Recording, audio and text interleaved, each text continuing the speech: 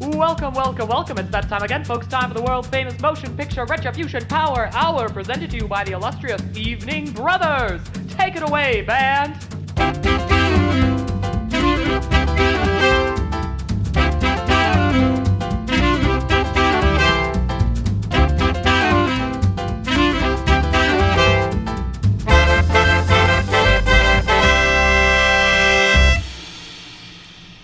Welcome, everybody, to the Motion Picture Retribution Power Hour, hosted by the illustrious Evening Brothers. That is right. We are the only podcast on the internet where three white guys talk about bad movies. You may have heard rumors that other podcasts do this. They are untrue. There is only one, and it is us.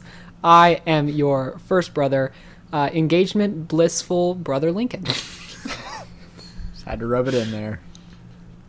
Yeah, dude. I am your second brother, marriage blissful brother John, and I am also starting most of those rumors, so awkward. And I am the third brother Preston. Wonderful. And I'm Charlie. I don't really know what is left of this. Gibson. Sorry, what was that, John? It I'm was real quiet, and then it was real not screaming. John. I can tell that this podcast needs a little more energy, so I'm trying to... Preston, is it just me, or is it cutting his audio out? It's also cutting in and out for me. I'm just the fairy who's here to explain to you guys that we need a little more vibes. John, the energy needs to be better. We have no idea what you're saying. Discord thinks that you're just screeching into the mic and it's muting you for your own benefit. Do you want me to try? I can try a different voice. Yeah, try it in a more regular voice, please. Okay. I'm just a boy who's trying to make us have a little more energy to this podcast, love. Feels like we're most of that. not really bringing it this time around, and I wanted to maybe catch that one in the butt. Okay, so are you telling us that you want us to have more energy? I'm saying just any energy would be helpful. So you made us watch Zombies 2, right? Is that what we're doing here? Hey, yeah, John, I made you watch Zombies 2, and I'm John, I would like to remind about you it. that this is it's not your problem if we don't bring energy to this. It's Lincoln's No, problem. 'Cause I it's know, his dog but- shit movie. I want to remind you that we all work together to create something here in the studio, and if it doesn't work out, it's all of our fault, you know? I would like to remind you that I am actively working against both of you, whether I realize it or not. Whether any of us realize it or not. Sure. I would like to remind Preston wants us to you know that we watched Zombies 2, or should I say Z-O-M-B-I-E-S-2.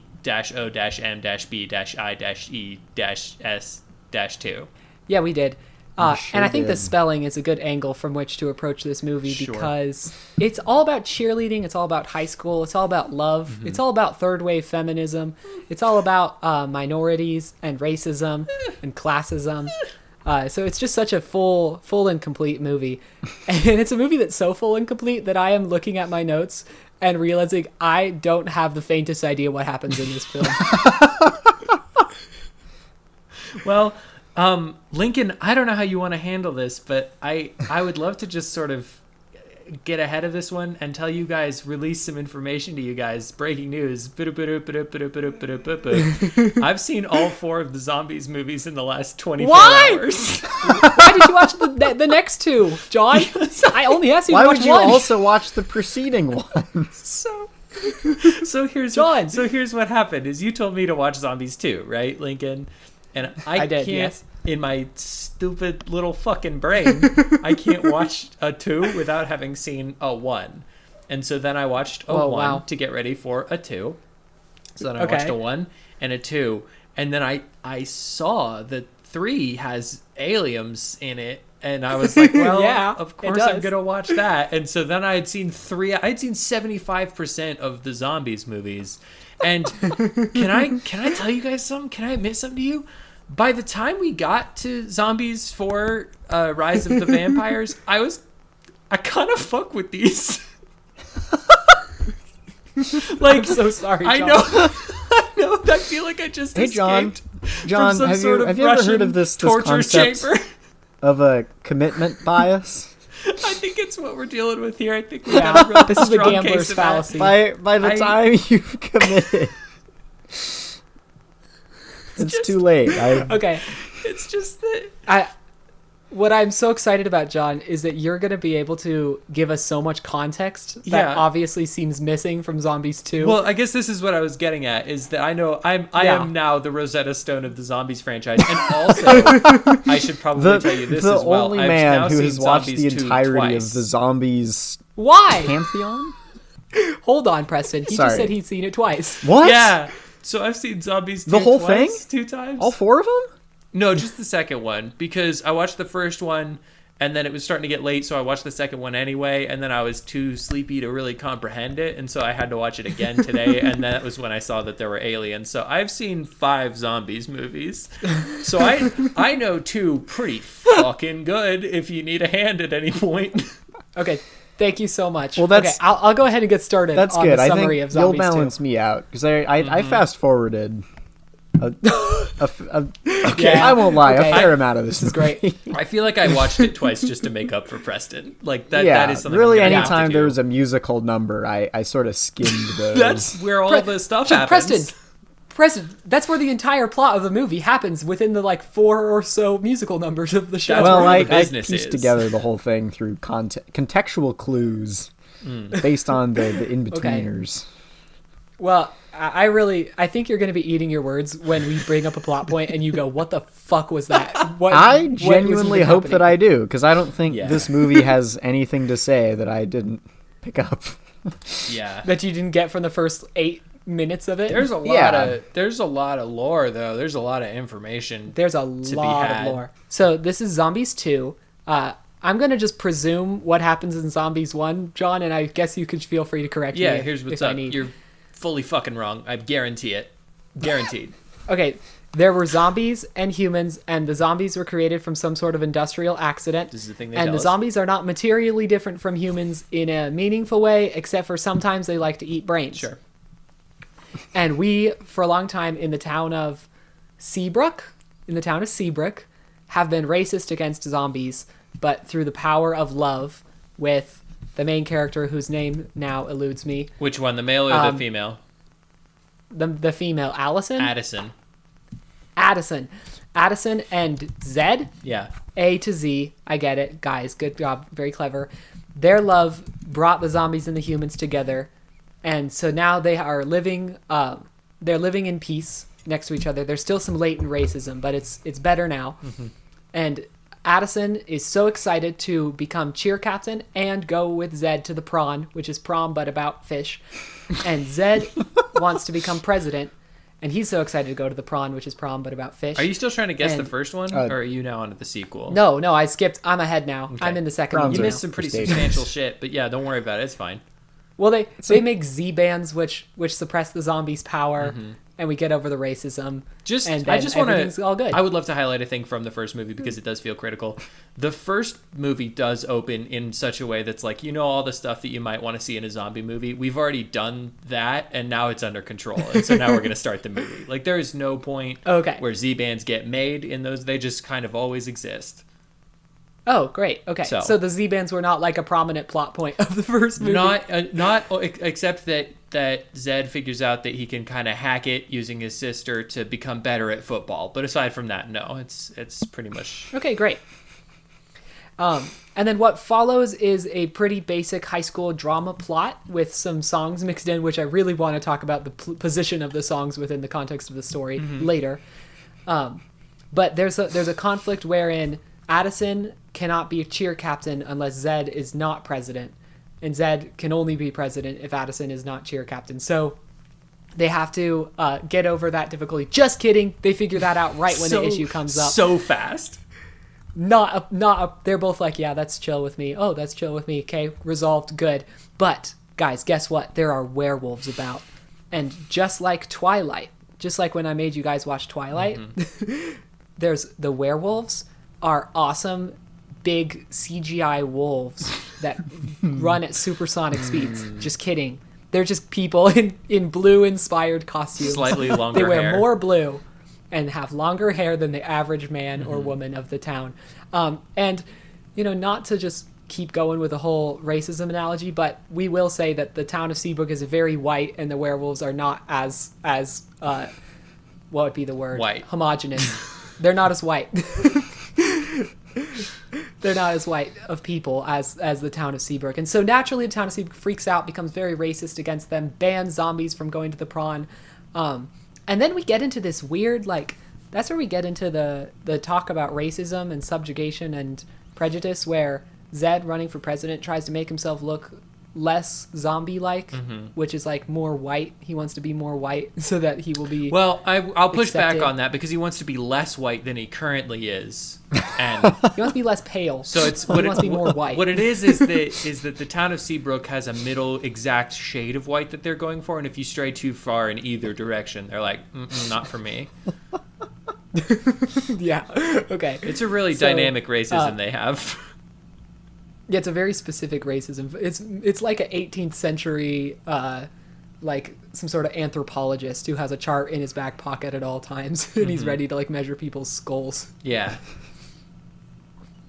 So, anyways, the werewolves are like, "Hey, we're werewolves. We're awesome. We're going to join high school," and I'll talk about this later. They join high school. There's so much shit to talk about. Their blue necklaces help them become even more werewolf-like, but their blue necklaces that they have are losing power, and they need connection to the great Moonstone. goddess Moonstone. It's not a god. It's just And a stone. It's just a stone from the Well, sky. the goddess, the great Alpha, will lead them to the Moonstone. Right, sure. But she's not a goddess. There's a lot of lore and they linking, think and if you Addison get it is wrong, their you goddess. think I'm not going to fucking check you on it. You're wrong. I've seen 5 of these goddamn movies, so I'm going to use that knowledge. John, I feel so profoundly uncomfortable having assigned you a movie, and I am out of my depth explaining the movie that I asked you It's guys okay. to watch. You've entered the test zone now, and so I will be testing you for the rest of the runtime of this episode. I'm so deeply uncomfortable. Yeah, you should be.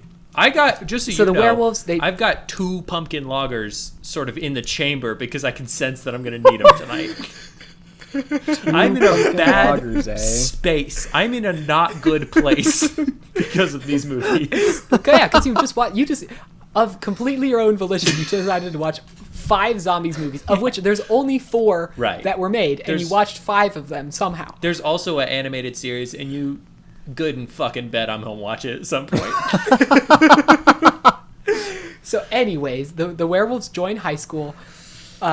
They struggle being integrated into the rest of the white society because they don't want to just become the model minority like the zombies. They want to stand out and be themselves. In this way, the werewolves are like third wave feminism and the zombies are like second wave feminism. But I digress. Eventually, it all comes to a head. I feel like Preston explaining this. I feel like Preston because now, Preston, I know what it feels like to have everyone else know more about the movie than me as I'm trying to describe it. They're like, hey, Addison, you're the great Alpha. And she's like, heck yeah, I am. She gets a sick-ass haircut and a cool new costume. And then she tries to lead them to the Moonstone and tries to put on their awesome great Alpha necklace. Nothing happens because she's not a werewolf. Zed, he's been here this whole time. The movie kind of forgets about him. Well, it doesn't for a forget about while. him. He steals the necklace for a little bit because he doesn't want her to become a minority. This is a thing that I feel like we have to address really quick. It's true in literally every zombies movie. Addison is just, she's so thirsty to be a minority. She is just dying to figure out how to squeeze her way into a minority. And it's crazy how often the movies are like, we're going to write a story around that. Like all 4 of them. It's wild. Does she It's ever? just basically Addison wants to be a minority. She wants to be special and a minority, and every time she's like, my hair is white, and that must make me one of you. And it's almost never true until it is. Is she? She's an alien, right? She's an alien. What? So then, okay, I want to hear more. Preston, you're you gonna saw hear the more. movie. Yeah, There's I saw the alien movie. at the end. I figured And her she hair would be glows. a vampire, not an alien. No, she's not a Her vampire. hair glows You know in what's reaction funny? to the aliens. What's funny is that the vampires are kind of an afterthought in Rise of the Vampires. Like they're barely Okay. vampires. That's why I am so confused. Maybe this is kind of a backwards way to do it. Yeah. Why did they wait until movie 4 to bring in vampires? It seems like it feels like such a step back from Alien. Like chapter 3 is, I think, the peak of the franchise in that it just like it's been an escalation of silliness up to this point, and chapter 3 is really like somehow Twilight meets a Star Trek episode. And it's glorious. It's everything you want it to be. And one of Brock, what's his name? Not Brock. The stupid cheerleader team captain guy who runs for president. We can call him Brock. I Okay, don't so care. Brock goes to space at the end of it to spread cheerleading to the galaxy. That's not a joke. So he becomes like speaker for the dead. It's like the ending of Ender's Game. Yeah, well, and here's the thing. Okay, so in 3, and I there's so much lore to drop here, and I'm just going to sort of pepper it throughout. But in 3, the aliens are like, at one point when we find out that Addison is an alien, she has to go back because she ends up, spoilers, being the map to this utopian planet that one of the people found. And so the aliens are looking for this utopian planet, so they take her at the end, and it seems like it's going to be one of those sad, like, they're separated, but they'll see each other again in the 4th movie. But Zed tries to go with her, and they're like, no, you don't have the alien DNA, you're going to get exploded to hell. And then at the end, the Brock is just like, I'm going to go, though. And the movie's just like, yeah, sure, man, whatever. And then in 4, there's just a throwaway line about how Brock is now back from space, which is like, really? You don't want to do that as chapter 4? Show he explored the wonders of the cosmos and he's back and we're not even going to like talk about it? You don't even want him to make a guest appearance, like, for real? Anyway. It's a weird fucking movie, Okay. chapter 2, though. Yeah. Let's get right into chapter 2, which is in a lot of ways the Godfather part 2 of this series. It's where it really came into its own before it was the full silliness. It's basically like Aliens of zombies, except for the third one is actually Aliens. Yeah. Did you watch the limited series that occurred between number 2 and number 3, Alien Earth? I'm good. Let's go through our notes. I want to just go through the plot, and then I want to bring up anything that needs to be brought up. Okay. First thing, which I think is an overarching point for all of these movies and all of the new modern original Disney movies. Okay. There is something so wrong in my brain that these movies look fine. Okay. Like, yeah. Yes. They're shockingly competently made. Especially, like, the first one, you should watch that. That's the kind of skis you're feeling. That's what you want it to feel like. Okay. 2, I actually made a note of the quality discrepancy between chapter 1 and chapter 2 is wild. So the feeling of like the green screen keying is never that egregious. There's not like a broadcast look to any of the scenes. It's like my brain is not primed, but then someone opens their mouth and it's Disney Channel original movie again. Right. It's like, why am I looking at this like pretty well composed, actually very nicely graded, color graded scene, but the writing is so bad. So I think that's just a fundamental disconnect. I feel like all Disney Channel original movies should be shot in 30i interlaced frames on a Hitachi broadcast quality camera from 2006. Right. Like, I think that was the peak of the look of Disney Channel original movies. I completely agree with you. Preston, I just realized I have 2 things to ask you. First and foremost, what did you think of Zombies 2? Like, we haven't even heard your feelings yet. Oh, what did I think of it? No, Preston. Well, also you, Lincoln. Okay. But Preston. Can you you cut out again halfway through your Preston, question? did you like it or what's up? No, I hated it. It was garbage. Take a fucking guess, Jonathan. Yeah. Sure. Just wanted to give you the chance to speak your feelings a little bit. You somehow missed the part in our group chat where I said, and I quote, "Which one of you bastards picked this movie again?" I didn't know if that was complimentary or not. I didn't know if that was like a good bastards. Okay. Sorry, I see now John, that all cards on the table. This movie is strangely endearing to me. Okay. Have I got some recommendations for you about 3 other movies and maybe an animated show you should check out? Yeah, I was the whole time. There was never a moment that I was like, I like this movie, but I walked away from it and Catherine, my fiance, asked me how I felt about it, and I said, I really liked it. There's not a single thing I could point to that I liked about it. Yeah, but I think I liked it. I don't know how to I don't know if I should say this, but my wife Darcy and I got into a small argument after we finished the 4th one because she was like, that was dog shit, and I was like, yes, but I liked it, and she was like, how? And then it escalated from there. But just like, this has done actual damage to my marriage watching these movies, because there is something about them that obviously they're bad, like they are trash from hell, and there's no getting around that. But man, I don't know quite what it is, but there's something about them that I guess having seen like the first Descendants movie, my bar was so unfathomably low for what this thing could be that when it was just kind of a thing that does too much, I was like, oh, you're doing something? Like, John, you're completely cutting out. You got to say that again. I just was not expecting this movie to do anything. Preston, do you hear him? Yeah, I can hear him. Preston, do you want to translate? Something's wrong with me then, because I cannot hear John at all right now. This is ridiculous. What can we say about him while he's not here? I don't know, but my shoulders are not strong enough to carry this if he doesn't come back. I know. That they aren't. Okay, I can hear you now, John. Great. What I was saying before you so rudely interrupted me was that I am shocked that this movie is doing stuff. Like, that really is what it is to me, is that it's just making so many choices and doing so many things, not well or in the right ways, but it's doing things, and I think that's what endears me to it. I think I would agree that it does so many things wrong in such fascinating ways, and it feels beholden to a set of inscrutable rules that I don't understand. Maybe you do. That's now, because you didn't see the first one. The rules are very well laid out.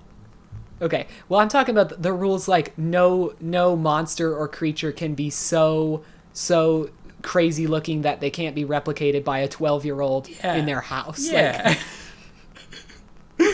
Like the fact that the zombies canonically do want brains and do ingesting the flesh of living humans, but like practically they're just regular guys with green hair and like eyeliner. What I love is that the zombies, they do want human flesh, but they have these Z-bands that make them regular humans. And this is part of, well, I'll finish my first point. We never see them eating any brains or attacking any humans because we couldn't, because it's a children's movie. But the thing that I think is so flawed and so endearing, because they wrote themselves into this corner. It's like watching the dumbest friend you have try to drive, because it's like you should have known that when you made these movies, you couldn't do zombie stuff. Like, you weren't allowed to do zombie stuff.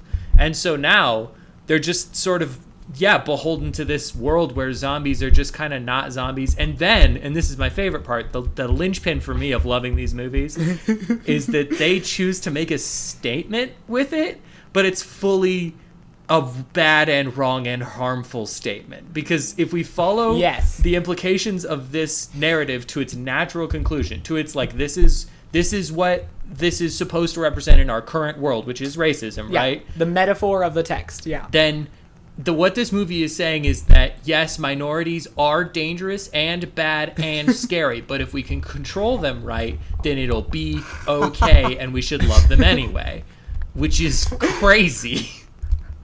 Yeah, it's weird. And the fact that every opportunity to introduce a different creature, they somehow kind of make the issue more complicated for themselves. Right? Yeah, because the zombies like are also the werewolves. tough. But then the werewolves are like, they're not. They have nothing to do with the moon. They have nothing. They have no. There is no challenge about being able to transform. There's no danger to being a werewolf. There's also no upside. There's no like impulse control problems with werewolves. They're not like, man, this werewolf freaking killed our neighbor's cat and ate it. It's like, that's not a problem that the movie faces. No, it's like walking through a Spirit Halloween and just like sort of making up stories about the mannequins as you walk past them and being like, I don't know, it seems like he might be a clown, kinda. But it's like you've never heard of a werewolf and you just see a werewolf costume and you're like, this seems like what a werewolf would be about, right? There's some moon elements, I think. He's a dog man. That's how they picked what monster to introduce in the movie, is they just walked through Spirit Halloween and picked whatever they could get in bulk at the biggest discount. I actually fully zombies. believe that. All right, we're doing zombies. Oh, now it's werewolves. Okay. Yeah, they just aliens are going to be cheap next year. Let's do that. 24 was a big year for aliens, so they're like, we got to make an alien one. Guys, the aliens are crazy too, because they're not like green or different. They're like people with blue hair and technological bodysuits, which is just... Don't you realize this is every single one of them? Every chance they get to introduce something truly transhuman, they say, no, they are just humans in every practical sense, except for the declaration of the narrative that they are not. But also, I mean, even beyond that, like again, with them writing themselves into the strangest corners. The aliens, yes, they look like people. Yes, they have blue hair. Yes, they have technological advances. They're also part of a Unimind situation, and they don't have emotions, but they decide to turn them on because they're around a society with emotions. So the whole story is about them learning to process having emotions at all. I love it. It's like the movies want to make a metaphor for racism, and so they just have a lineup of regular people, and they point at one guy and they go, "You're different and bad." And then they look at everyone else and go, "Just because he's different and bad doesn't mean you should treat him any worse." It's true. It's true, though. And like the first movie, and they kind of touched on this in the second one, but the first one, Addison, her hair is white because she's an alien. Don't worry about it, but we don't know that yet. So her hair is white, and she wears a wig, and eventually it gets revealed that her hair has been white the whole time. And when the hair, her regular hair, her blonde, almost white hair gets pulled off and reveals her actually white hair, everyone in the stands of the football stadium shouts about how much of a freak she is, because the movie has decided she is that. Yeah, it's like they watched the first 10 minutes of High School Musical and the last 10 minutes of Shrek and guessed at everything in between. To bring it back to the movie, my biggest complaint with this is that they start the film at cheer camp, which, by the way, Preston's climbing corners. Lincoln, sing the song, please, go. I don't remember what it's called. That's Is all it good. Preston's climbing corner? There it is. Okay, so Preston, there's good about enough. No, wait, that was Johnson on the Street. 6 frames or so of people climbing a rock wall. What'd you think of it? It was in the middle of a song, so you might not have seen it. No. I saw enough. I that was like one of like the 4. I actually did find the 4 frames. It's cool. I think that was. I think I was faded too. I don't think you were faded too. I think there's a chance that you scrub through these movies looking for any possible climbing situation because you know we're going to ask you about that It's explicitly. like 10 seconds, 6 seconds. Wait. I think you can not smell climbing. it. All right, 10 seconds. Oh, there it is. I think he can smell it in the air. He's like, climbing is coming up soon. I know it. I just feel it. I get that tingle So how in the was back it? of my spine, you know. It's not Tell the us. only tingle. So how was it? Did you like it? Not the only tingle. That part. It was. I mean, it was what you would expect from them renting a fairgrounds bouldering wall, Right. and Sure. sticking it in a movie. I mean, it shares no practical purpose. Mm-hmm. The cooler part for me personally was the slacklining portion. That was cool. Where they were, Oh, were yeah. balancing Okay, on ready? the slack lines. Preston slacklining corner. Time to hear about slacklines. Okay, now start. Oh, that was cool. That was better. You know what? I'm gonna find us another slacklining movie just so I can hear that beautiful jingle again. yeah, great. down. Yeah, Deal. No notes. The people falling off and like making good splatting sounds into the mud. 10 out of 10. No notes. Have you ever slacklined, Preston? Yeah, of course. I haven't. It's not an of course. I haven't Don't either. Be a bitch about this. Sorry. Not when we're supporting you like this, Preston. You're engaging with your hobbies. That's true. You piece of shit. Okay, I want to talk to both of you. Maybe less so Preston because he skipped all the songs, but I seem I said to I notice skimmed in the this songs. movie. I didn't skip the songs. I skimmed the songs. How do you skim a video, Preston? You hit the 10-second forward button, and then you listen Right. to. Okay, so you did skip it. There is a word for that, skimmed. Preston. It's called skip. My aunt calls Anyways. it zipping. Yeah, I Zip the 10 song. seconds ahead. So Anyways, in the very first song, they're at cheer camp, and they start singing about how the mixed race team is going to win against the white team. Because the mixed race team has zombies on them. And then the white team is singing, and they're like, it's a montage of all the different activities, which is great. Then, of course. all of a sudden, they're in the mail room. And there's a mail room in cheer camp. Yeah. Right. And the bad guys, the white group, is intercepting the mail and like destroying it so that Addison can't communicate with Zed. And I was like so astounded, like, wait, why is there a mail room? Why did Right. no one bring this up earlier? Sure. Yeah. That's what you wanted And to then talk about? And so I'm getting there. I'm getting there. Okay. Because You know what's funny, Lincoln? is I feel like you're setting up this whole. You're just like sitting over there, like, what's the most obscure bit from this movie, from the songs that I can use to gotcha Preston. And here's the thing: I did actually know that was a thing that happens, because there's a whole thing when she holds up her pom poms, and they're very clearly shredded letters, and she's like the E's or whatever their bullshit name is. It's like, oh, so fuck you, Lincoln.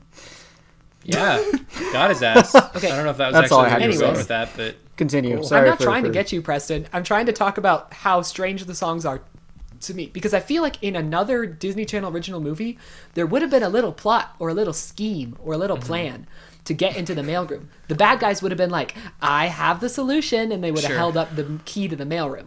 Whereas this just cuts straight to the mailroom, and we're like, oh, there's a mailroom. Oh, they have access to it. Oh, they're going to destroy the mail. Then we get to the obstacle course. Yeah.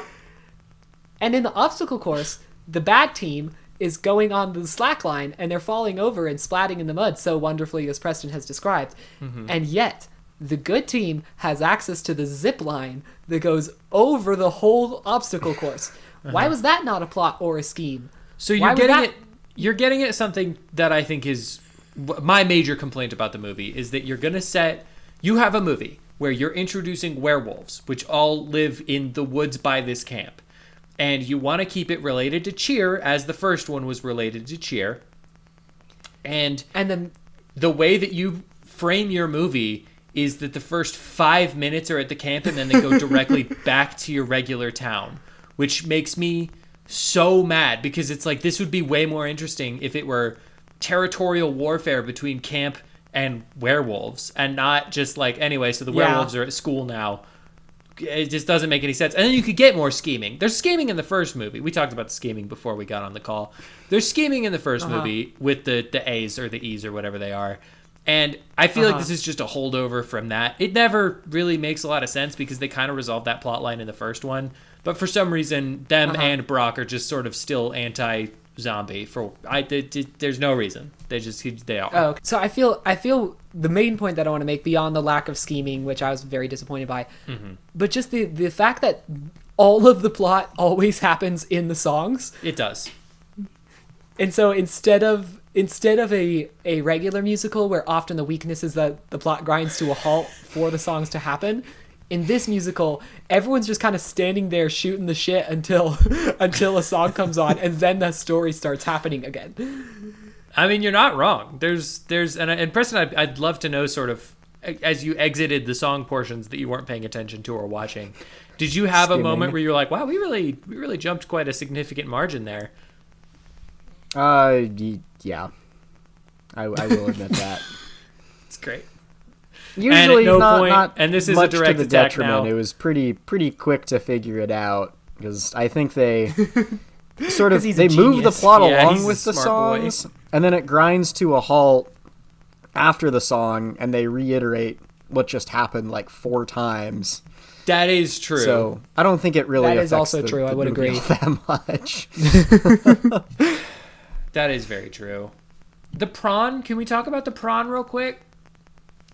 Yeah, do you I don't know what to say about the prawn. It's just prom. What makes me angry is that it is just prom, and they're like, it's shrimp focused. It's a shrimp heavy prom, and there is no.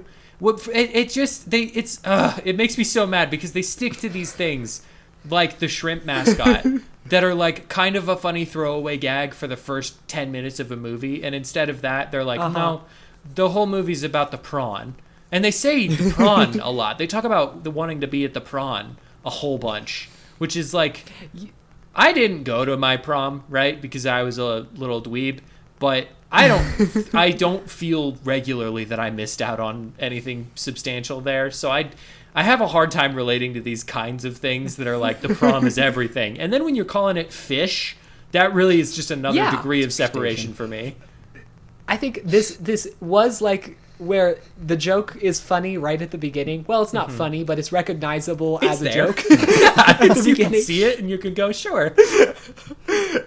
And then you're right that it just keeps leaning into it, but I don't think it ever turns back around to being funny that they've continued to commit to it. It's more baffling than anything else. No, because it was never. I think to turn back around, it has to be funny at one point. You know, like you can't U-turn into a direction you were never facing. And it also feels like the movie drops so much other stuff about the town, like it just ceases to care that this is a beach town, like that just stops mattering. Right. They never go to the beach. There's one establishing shot of the beach right at the beginning. So much so that the fourth movie is set at a different beach, and I'm like, well, this is a nice change of pace. Yeah, different than the Pacific Northwest that this movie's obviously set in. Totally. Other than the fact that there's a beach. But yeah, the fact that, like, they have the whole council scene where the city council decides to reinstate all of the Jim Crow laws. Yeah. And then werewolves actually do just enter into society, and there's no more consequences or ramifications for anybody about that. Isn't that strange? So they set up this whole thing about how, like, werewolves are terrifying, and then they go to high school, and everybody's like, well, I guess they're here now. And then the same thing happens at the prawn, where they're like, no monsters can go to the prawn. That doesn't change at any point. And then the prawn happens, the whole building explodes, and everybody's sad. And the next scene is just everybody, including the monsters, at the prawn, being like, well, this kind of sucks. Like, what was this? There's no repercussions. Why did they even bother to add that angle into it? Like, the fact that the town freaks out and bans all monsters because of the werewolves is not significant to the story at all, because the werewolves join high school and nothing happens. Right. And they also were never dangerous. We do this thing a lot where we rewrite the movie to make it a better movie, and I genuinely don't have a pitch for this, because why would you write it the way that it is? Like, why would you do that? Like, honestly, I feel so strange saying this, but the better version of this movie is Twilight. Like, Twilight is the way to do this concept in a much more, like, dare I say, intriguing way. Like it's at least interested in the questions it asks, I guess. I feel in my heart that Twilight revealed what this movie is missing, and this movie revealed that Twilight is missing Big Show 2 numbers.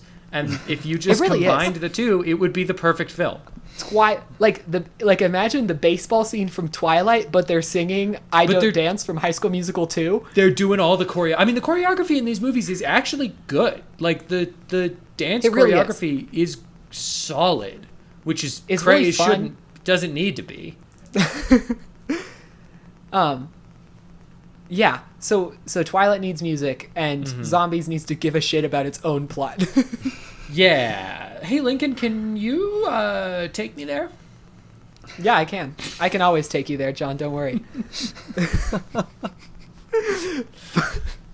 Find your funny, because maybe now this podcast will be good. Hey, so I just, before we really get into our Find Your Funny, I just want to mention, and I was told to read this verbatim, the Motion Picture Retribution Power Hour is brought to you by the Center for Elvis Presley Remembrance for Wayward Boys.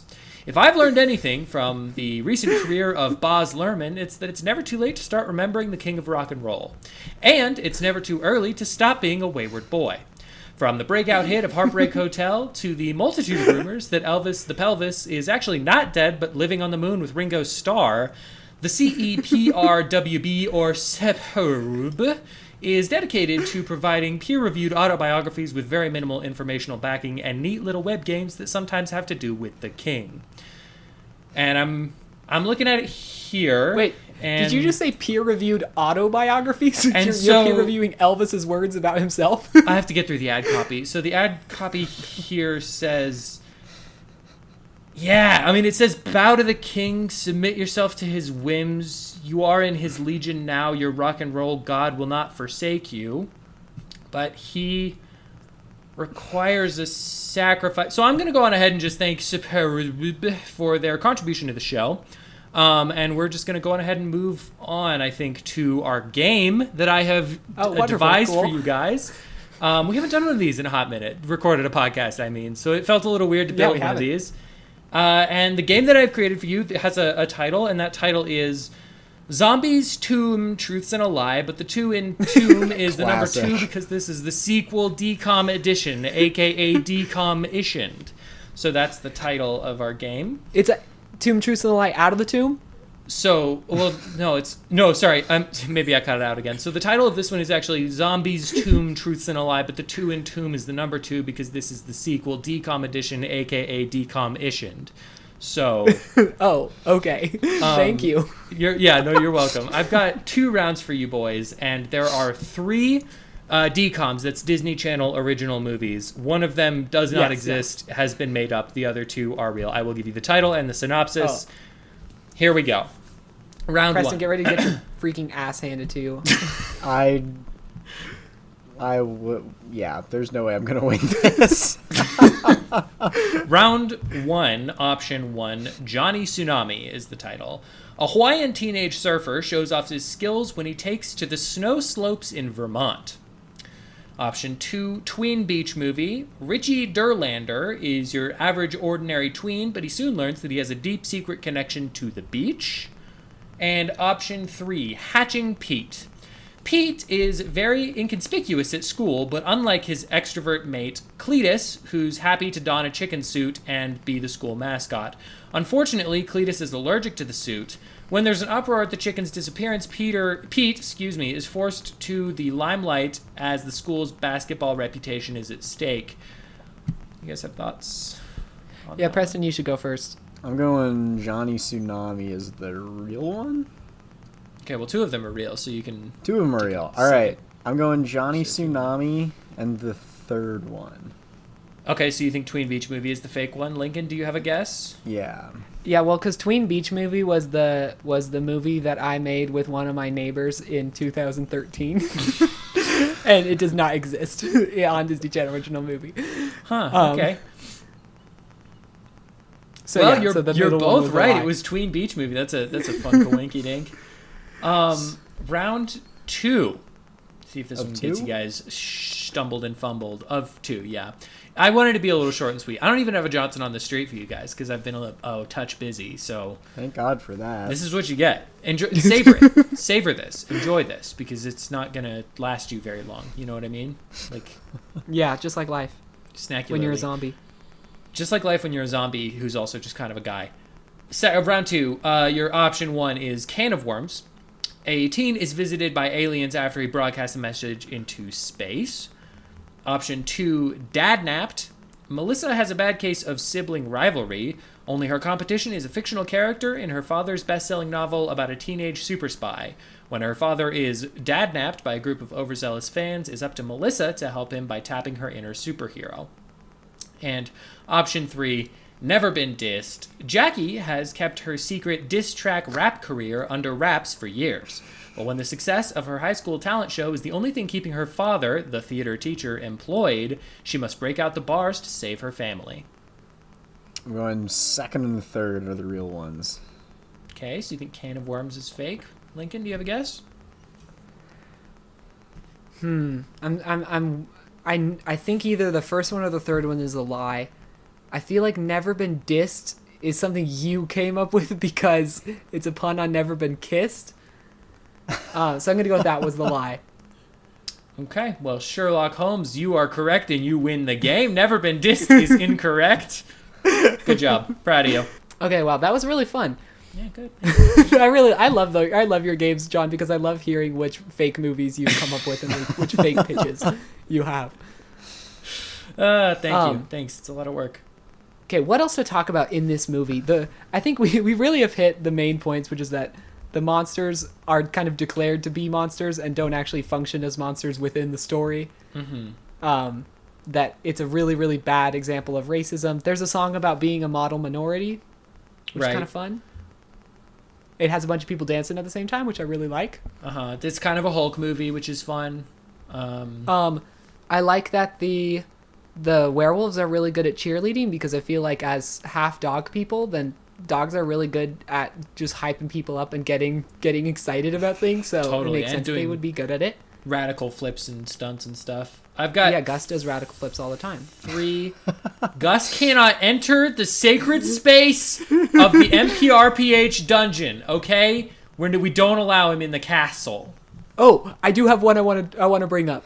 Does it involve Gus? Because I swear to God. No, it doesn't. It doesn't. Okay. It doesn't at all. Okay.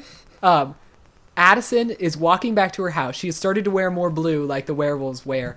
And she hears a noise and she turns and there are 4 black Sharpie marks on her window.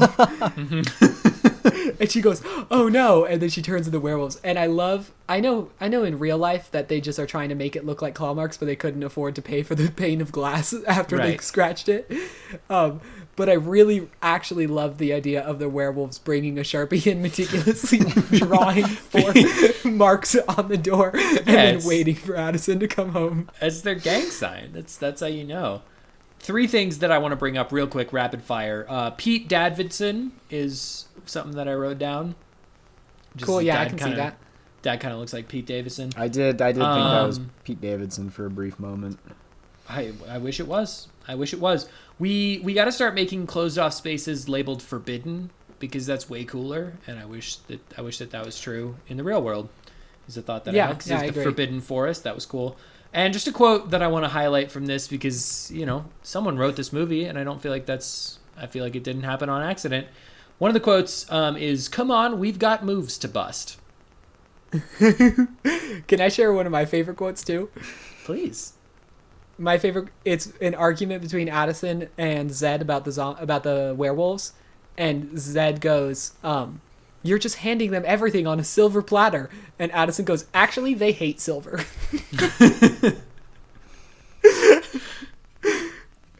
I did write this, which I think kind of gets to the crux of everything we were talking about. I wrote, this was during the debate scene when Zed wins the debate and then his wire goes faulty. I wrote, maybe if you are one faulty electronic away from turning into a bloodthirsty monster, then the conversation about acceptance should be tabled for now. Can you guys imagine a world where our greatest fear is that the president his watch would go bad? Like that's the worst thing a president could do is that he'd get a little veinier. That's so nice. I'm trying to think of any other really specific moments. After they demolished this old factory that had the moonstone in it, and the werewolves are like, oh no, we're going to die now that there's no moonstone, it's been destroyed. And then there's this earthquake and a fissure opens up in the high school, and someone literally just looks at this open pit in the ground and goes, it must lead us to the moonstone. And just the wild amount of leaps of logic of because obviously everything that happens in the universe is about us, so it's gotta lead to where we want it to lead. It's gotta go where the moonstone is. There was a moment in this the first time I watched it that I knew I was gonna have to watch it again, and it's when I kind of keyed back into the movie as the werewolves were saying something along the lines of, Addison, we're so glad you're here. We think you might be the prime alpha to help us find the moonstone. And she was like, but I'm not a wolf. And she goes, he goes like, yeah, well, all of us wolves work well together. And she goes, I'm not a wolf. And he goes, there's just something really funny about him being so explicit about the prime alpha and the moonstone. And then she's like, but I'm not a werewolf. And he's like, I guess that's your choice. I don't know. I like how magic gets integrated in this movie in really specific times and places. Like when Addison does a trust fall and she lands and she's wearing a completely different outfit, it's like, oh yeah, magic. She's a werewolf. She's dressing like a werewolf, but she's not a werewolf, which is a real misdirection the movie does to give her werewolf magic but not actually make her a werewolf. It's a thinker, right? Because it's like, can the werewolves do that to anybody, or is it because she's an alien that she has that ability? Can they just transmogrify anybody's clothes into cool werewolf clothes? And and then at the very end, every single person teleports into the werewolf coven, basically. Which is another example of the magic. Oh boy, I feel the lack of energy. I'm it's so fine. Tired. Do you guys have any questions about 1, 3, or 4 that I can answer for you? I feel like there's some fruit to be found there. Not pressing ones now. I have an idea for what we can do next. Yeah, okay, sure. I think we should all say what creature we think should be the central focus of Zombies 5. Of Zombies? Yeah, that's a great idea. Yeah, Zombie 5s. Zom-5s? Okay, anyway, sorry. Keep going. John, what creature do you want? I got one. I feel like I should go last. I feel like I have to kind of process this because now I care about the characters enough to know, and I know what happens to them, and like I know what they're hinting at for the fifth one at the end of the fourth one. So it's like, can I take that into account? Probably not. I have to think about what I would. I think you should give us both. Personally both speaking, yeah. Okay. Tell us what they're actually hinting at for Zombies 5, and then let's plan Zombies 6. Okay, cool. So Zombies 5, the hint that they have for it is that it's going to be mermaids, because the ocean opens up into a big spout fountain, and also they hinted at it at the end of Zombies 3. Because there is kind of a feeling at the end of Zombies 3 that they were pretty sure this was going to be a 3-and-done kind of situation. Because they're like, they end it with another animated segment where they're like, so anyway, other stuff came up, and they show like vampires and mermaids and other, I think there's like a Creature from the Black Lagoon kind of thing. But anyway, they show all those, and they're like, so anyway, we lived all well and good. And then the fourth one's like, and now we're going to tell you about it, which is fun. So yeah, 5 I think it's going to be mermaids. And it just seems to me, based on how the rest of these have gone, that we're going to kind of solve racism once again for a 5th time with that movie. Yeah, is Addison going to spend half the movie thinking she might be a mermaid? I think there's a pretty decent chance of that. Yeah, I think there's not even that she might be, but that she should be. Like that she should be like, with them. I would feel way more at home in the water. Yeah, like I've always drunk water, so I think that might make me sort of a. I want to see them swimming. So, Zombies 6, for me, Hellboy. Demons. Like him, no, like Hellboy. No, Hellboy himself. God's honest. David Harbour shows up, and Addison's like, "Who are you?" And he goes, "Ah!" And that's what happens. I do. Preston, Demons is pretty good though. Demons would be cool. They'd be like, like a fissure opens up in the ground, and they're like, it must be going to hell. And then a bunch of people with red hair walk out, and they all have like cool black leather clothes. And that's not my answer. Want to join your high school? Okay, just let's table Demons for now. That's pretty cool. Preston, I think Demons is a logical place to go. I think that this series needs to be just even more ridiculous and whimsical. So I'm going gnomes. Gnomes! Wow. I do like gnomes. I like gnomes. Everyone's wearing lot. button-ups and pointy hats. Oh, yeah. Oh, absolutely. And they're industrious. Here's some stuff that I like about that. Number 1, all of these have been monsters up to this point, and I like the idea that they continue calling the gnomes monsters. They're like, we're just little guys. I also like the idea that they're regular-sized guys, because we can't break tradition. They're just normal height people. Just normal height humans with really big pointy hats. However, I think we should at least consider the idea that this is when we break tradition, and the gnomes are 6 inches tall and they want to be part of high school, and we actually have like problems to solve now. But instead of solving those problems, we're gonna figure out how they should like have their own tiny prom. Like that's what the movie is. Yes. Is them doing a tiny prom on a table and everybody else doing a regular That's prom. So and it's all cute. set up. The shrimp. It would be cute. We'll have the prawn and the shrimp. I feel like you could do like a gnomes and ogres kind of situation. Is that anything? Well, I think it'd be cool to bring 2 like rival groups, like dwarves get fucked, and Lincoln, orcs. because chapter 4 already did that. It had vampires and daywalkers. And they lived wait, Blade was in this movie? Kinda. You know, White Blade. White the whitest one. Keanu Reeves? Yeah. Okay, I had so many ideas, so I'm gonna share them all.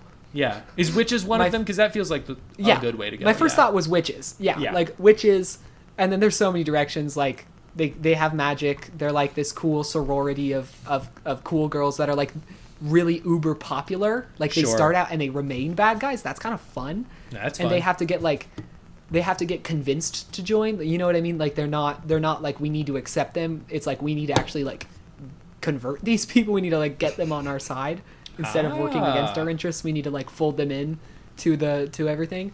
So that'd be fun. That'd be one direction they could take witches. 2, the witches, they actually do require the sacrifice of a baby. And so they're going to be killing people, okay? There's going to be death in this Witches one, okay? The Witches one is on That's really HBO what Max. the series needs. Is it needs an R-rated. Okay, and then my second idea. Yes. My second Lots idea of gore, was lots of blood. let's let's really challenge the people of Seabrook, and let's make it like Ecuadorians, like a real group of regular people.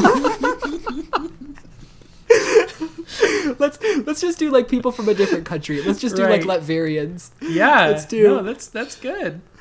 Let's do like Slovakian people, and they're gonna come up.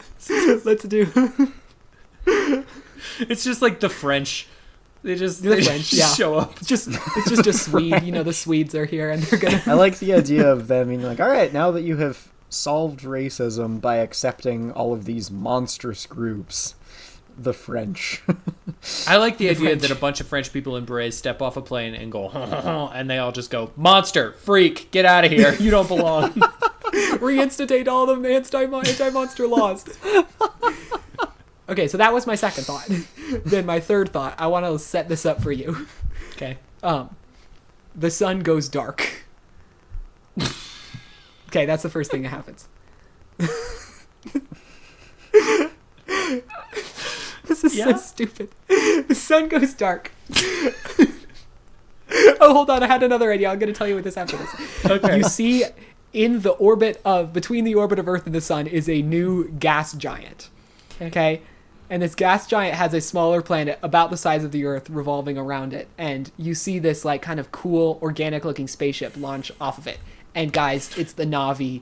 This is Zombie 6, Fire and Ash. And James Cameron's coming back to direct and is going to be the greatest crossover in the history of the universe. But he's only directing half. He's only directing the Na'vi half. No, he's directing the zombies half. The other guy, whoever directed Zombies, is directing the other half. Yeah, that's really good. So the zombies will return in Avengers Doomsday. Doomsday. That's pretty cool. They would though, right? Like I would not put it past Marvel to be like a portal opens up and they come in from the zombies verse. And fucking and help Zed fight Dr. shows Doom. up and he's like, "Hey man, I don't really do a lot, but I can take my bracelet off, and that's I cool." take my bracelet off. It'd be marginally stronger than a regular guy. Then Hulk picks him up and he throws him at Dr. Doom. That'd be cool. And he goes, "This one's for Addison," and he punches him. Oh, that'd be so cool. I hope that happens. Sweet. Yeah. Sorry. Before that, in a prequel comic, Dr. Doom does go on ahead and absolutely slaughter Addison. Oh yeah. He's avenging. I forgot to mention that. Yeah, because she's causing some kind of rift. Or that happens in Alien Earth. Yeah, that's in season 2 of Alien Earth is when Dr. Doom comes in and slaughters Addison, kills Addison from zombies. And then Blade shows up. Yeah, it's cool. Okay. What about cyborgs? What about them? We kind of did that though. I mean, we weren't far from that. What are the other monsters? Aliens. What else can we think of? Well, there's dragons. Dragons would be cool. Just dinosaurs come back would be something. Well, I think the problem, John, with both of those is that I don't know if we could reduce that to like regular people wearing costumes. You're a fucking idiot if you don't think you can make a dragon into a regular guy with a little bit of scale makeup right on the neck and like a red jacket with some horns on it or something, and they breathe fire. They got the effects already. It's fine. Okay. What else can we do? Fairies. I'm just gonna rapid fire. The Loch Ness Monster. We could do one of them. One guy. One big wet man. He wants to join high school. He's 300 years old. Yeah, big wet old man in high school. Yeah, he's wearing all gray and he's got a really long neck. And it's Peter Eccleston. Yeah, Mothman would be awesome. And his yearbook photo is just like that picture of a lake with the like log poking out of it.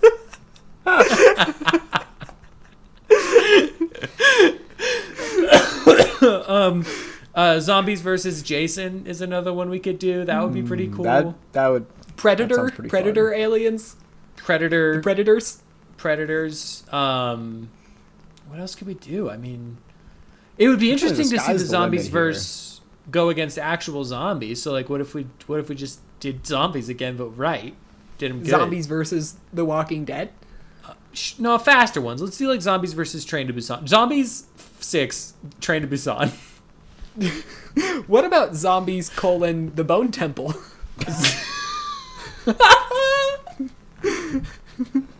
Ralph and they have to face against like really emaciated people. He's dressed in fucking orange, like the Lorax.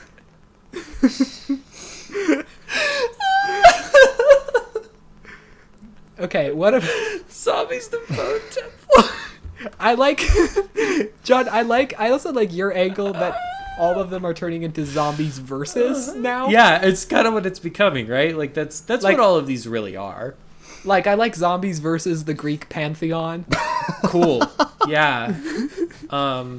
Yeah. Zombies versus Jason Bourne would be really cool.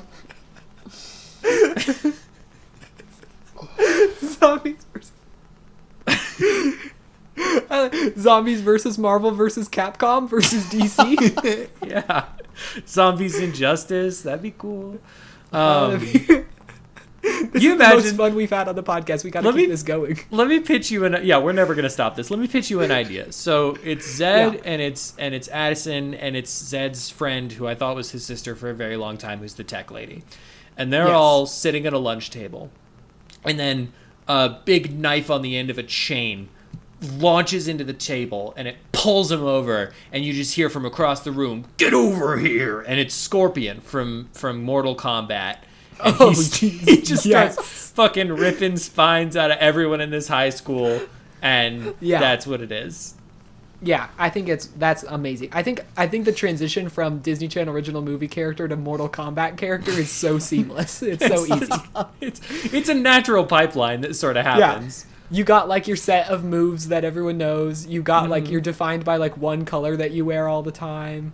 I don't think we're that radically far away from a Zombies in Fortnite collab.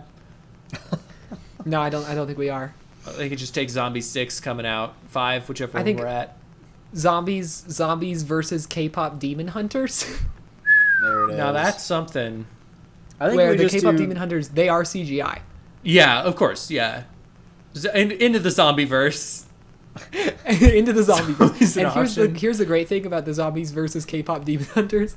Every time a song is coming on, we just abruptly cut to a song in K-pop demon hunters and let that song play in its entirety. And then we just keep going with the movie as normal. They're not actually in the movie. I like the idea that they are in the movie, and you start to hear a beat kind of come on, and you have this internal just dread that you don't know if it's going to be a kick-ass K-pop Demon Hunters song or one of the Zombies songs. Yes, it's a coin. It's Russian roulette. Okay, how about we get really, really meta? Okay. Like a piece of set falls over, and they enter into the real human world outside of the boundaries of the movie. Oh, Zombies cool. versus David Zaslav. Down. And their job is to kill him. Yeah. No, and that's good. No, it's just it's zombies, and they're sent out to kill all the large CEOs, just all the big ones. Yes. Zombies versus the 1%. Okay, and now Musk. I feel like Zombies v Musk, Dawn of Musktus is good. I feel like the one musketeer. There's a lot of places we can go with that. I feel like there's a natural conclusion to this before we name just a bunch of other CEOs we wouldn't mind the zombies killing to death, because that's a long list, and I feel that if we get into it, it will just be here too long. The natural conclusion of the joke that we're getting to here is, in fact, zombies versus you. And so they crawl out of your TV like Samara from The Ring. Find you and kill you. Try to get you. And if you don't show someone else Zombies 2, 1 through 5, then they, including the animated series, then you have 7 days to live or they'll get you. Yeah, I think that's true. I think that makes sense to me. I think that would be the ultimate Zombies versus you, and it's just the most confrontational movie ever made. Yeah. Okay. This movie is the cinematic equivalent to eating a cold ham sandwich with nothing except ham on it. This movie is the cinematic equivalent of having some leftovers that are good enough to be worth it, but they're also about a week old, so you give it the old smell check. And it passes? Tough to say. This movie is the cinematic equivalent of making ramen but not putting the spice packet in because it's too spicy. Oh no. Just wet hot noodles and water. This is cinematic equivalent of when your room is too bright and so you try to close your blinds and it literally makes no difference at all and the room is just as bright as it was before. This is the cinematic equivalent of a smoke alarm that is starting to run out of battery. I was going to say, this is cinematic equivalent of listening to someone describe their dream. Is it that bad, do you think? That's one of my least favorite things a person can do to another person. Is describe their dreams to you. Yeah. I think in the sense of that, I never felt like centered in what the movie was actually about. I've never felt more like just burning down a relationship in my life than any time someone comes up to me and they're like, I had a dream last night. I actually don't think there's ever been anything that's made me be like, I don't think we can talk anymore. Wow. I feel like I actually have shared my dreams with you, John, so now I know to not do that anymore. Here's the thing. You seem to have, and I knew this was going to come up, you have a way of knowing which ones are going to be good. It's just a fear, because sometimes they are good, right? Like, if you have a good handle on what's the good dream to share, that's great. But most of the time, it's not. And you don't know that until you're like 45 minutes into explaining what the dream is about. And then you're like, I guess you didn't need to hear about this. This movie, I feel like I really hit on something with the smoke alarm, because it's like, it really is perfectly fine, and then every once in a while there's just a really loud, shrill beep, and that's the music part, and you just have to kind of watch it. I really, really don't like the music in this. It's not good. Darcy and I were talking about this. They're like almost songs, all of them, each and every one of them. But they don't have like a chorus usually. They're like verse usually, and they're also really like the lyrics are really stupid, and they're also so overproduced. They're not even pretending like they're singing it in the story. Like, a lot of musicals at least want to try to convince you that the characters are conceivably like making the music that's happening on screen, and it's like not at all. Doesn't care. No, but then also they'll keep the like shoe sneaker squeaks in it, which is why cut that. Stop. Don't have that. If it's going to just transition into a music video, just make it a music video. It's awful. It's awful stuff. Do you guys think that we don't really hit our stride until about 3/4 into the episode because we record these once every 6 months? Do you think that's part of it? I think it is part of it. I think we should really... I have this day that we're recording, I have available most nights. So okay. Done deal. I think we should do this more often. It's really fun to record with you guys. It's fun. I miss you guys. Good thing I have a movie loaded and ready in the pipeline for you gentlemen. First things first, you do have homework for the first time ever. Whoa! The Professor has done it again. Sure. Your homework, before I tell you the movie, is both of you must acquire or otherwise make an eye patch. It's been a while since we've introduced a good visual gag that the audience just can't really take advantage of. You can always be counted on to do it, Preston. Yeah. With that note, your next movie to watch is Escape from New York, the Kurt Russell classic. Oh, Boise! Okay. Oh, what a treat! I have no idea what this movie's about. What a treat! Preston, I can't wait. This is so nice. This is a much better way to start the year than all 4 zombies movies that Lincoln made. I made you watch a single zombies movie. That's great news. I love this movie. Oh, I love it. I love it. Excellent. Lincoln, you're in for a real ride. A real ride. I really thought Escape from New York was a movie about... Wasn't that the second Home Alone movie?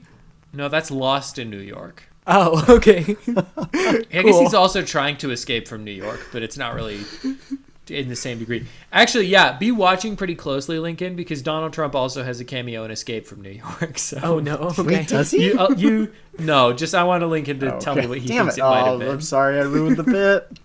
That would have been cool, though. Oh, I'm so excited.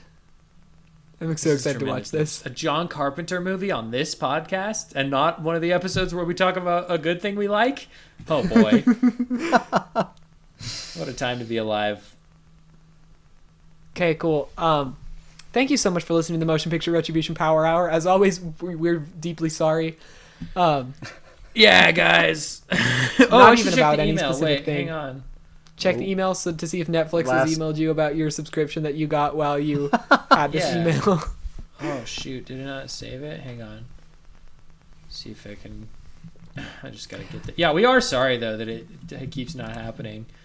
We have an 8th review on Spotify, so that's nice. A review or a rating? Just a rating. I'm sorry, just a rating. We're 5 stars, baby. Nice. So rate us, please. And rate us 5 stars, or rate us 1 star. Or 1. I think it'd be kind of fun to be a really low-rated podcast. That might get us more popularity from people. Just what's the worst fucking thing on here? That's what we do. That's what we do when we watch these movies. That is actually true. I don't really. I have to find my password for. So let's just assume nobody's emailed us for this week. That's fine. We'll save all of our fan mail for next week. It'll be extra. Next week's gonna be incentive for our listeners to tune in. That sounds wonderful. It's gonna be really good. I don't know if have you already said your thing? No, I've said thanks for listening to the Motion Picture Retribution Power Hour. I have been Brother Lincoln. I could crash you from here, man. And I have been Brother John. And just as we live by the rules of Dinotopia, come on, we've got moves to bust. And I have been Brother Preston. Relax body. Actually, they hate silver.